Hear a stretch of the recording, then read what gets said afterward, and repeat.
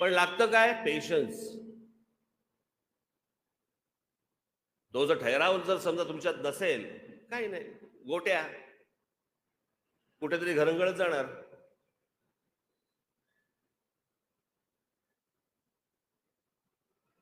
आणि मला ना, मी तुम्हाला खरं सांगतो, मला ना माझ्या कडेवरती माझी पोरं खेळवायची आहेत.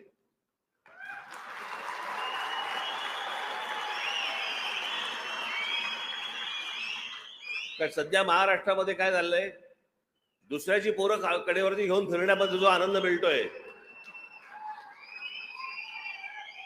तसलं सुख नकोय मला. माझ्यात आहे ताकद तेवढी.